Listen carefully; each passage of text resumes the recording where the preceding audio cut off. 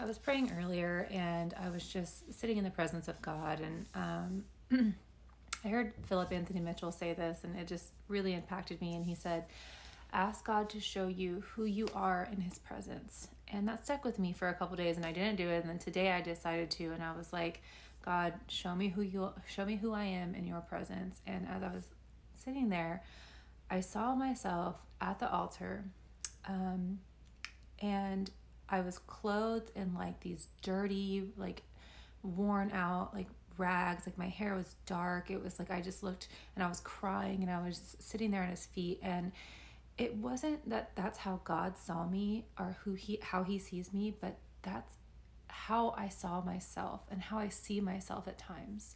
I don't see myself as the new creation that God created me to be. I don't see myself as the person that he sees.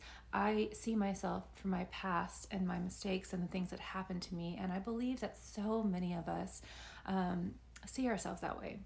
We are made new. We are children of God. We have been redeemed. We have been brought back to life, but yet we still see ourselves through the lens of everything that's happened in our lives. And so I want to encourage you with John chapter 11, and it's talking about when Jesus raises Lazarus from the death. And I think it's really interesting because we all know this story, but at the end of verse 43, or well, I'll just go ahead and read the whole verse, but it says, now when he had heard these things, he cried with a loud voice, Lazarus, come forth.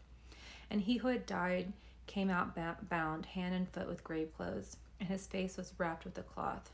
Jesus said to them, loose him and let him go. And he was talking to the other people around to, take off the grave clothes. And I believe so many of us are still wearing grave clothes. We're still wearing our grave clothes. We've been brought back to life, yet we are still walking around every day in our grave clothes. We're not walking in the redeemed version of who God has called us to be. We're not walking in the grace and mercy and the sacrifice that Jesus made for us. We're still allowing the past to consume us. We're not moving forward and seeing ourselves the way that God sees us. And a lot of us are afraid to do this, myself especially, because we don't want to fall into pride. We don't want to fall into arrogance. We don't want to start seeing ourselves like more highly than we ought to. But at the end of the day, we cannot accomplish the plans that God has for us if we don't start seeing ourselves the way that he sees us. If we don't start seeing ourselves as redeemed, if we don't take the grave clothes off. And so I really want to encourage anybody today to sit in the presence of God. Ask him to show you how he sees you. Ask him to reveal anything in your life that you've been holding on to, or any ways of thinking that you've been, any patterns of dysfunction, anything that you have been wearing still.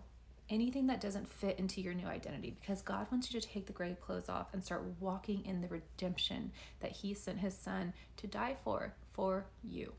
And so my encouragement, as always, is to sit before God, ask him to help you, ask him to reveal to you who you are, ask him to help you with anything that's on your heart, anything that's preventing you from moving forward, any healing that needs to happen in your heart and your soul and your mind, whatever it may be.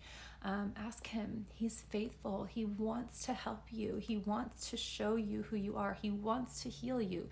I know that because he's done it in me, and he's continuing to do it in me. Not that I've arrived, not that I've made it, not that I still don't make mistakes or I'm perfect in any way, but he is constantly working on us. And when we invite him into our circumstances, when we invite him into our life, then we can truly be made whole, redeemed, and who he's called us to be.